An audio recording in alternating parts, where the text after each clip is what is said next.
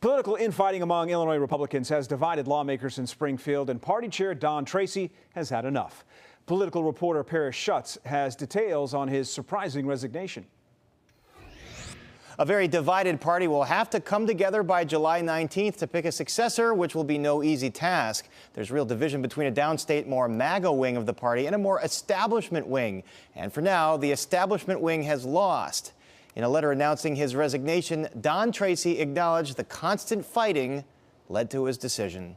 In better days, Illinois Republicans came together after tough intra-party elections, but now it seems that agreeing 80% of the time, as President Reagan said, is simply not enough for some who would rather fight each other than take on the Democrats. Another Republican, former House Minority Leader Jim Durkin, quit for similar reasons and says the continued MAGA direction of the party will cast it further into oblivion.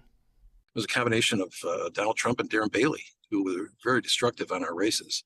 And I'm afraid we're not going to be getting anywhere if we're going to continue to have complete homage to Trump and purity on the state platform. And that's what these people are looking for.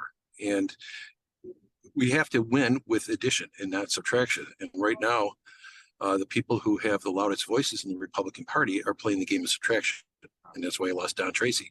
The biggest subtraction has happened in suburban and collar counties. Republicans currently hold no statewide constitutional offices and are in superminority status in the state house, despite a scandal that pushed former Democratic House Speaker Mike Madigan out and has him facing federal bribery charges. Cook County's lone Republican elected official, County Commissioner Sean Morrison, acknowledged that Tracy helped the party raise money, although much of that came from Tracy himself. But Morrison says Tracy faced continual criticism from members who had different views on how the party should operate. Durkin says he believes these grassroots elements simply want to cause trouble. Generally don't do anything to help anybody get elected. They don't contribute financially. They're nowhere to be found when it comes time to the campaigns. So their bark is worse than their bite, but unfortunately their bark is getting louder.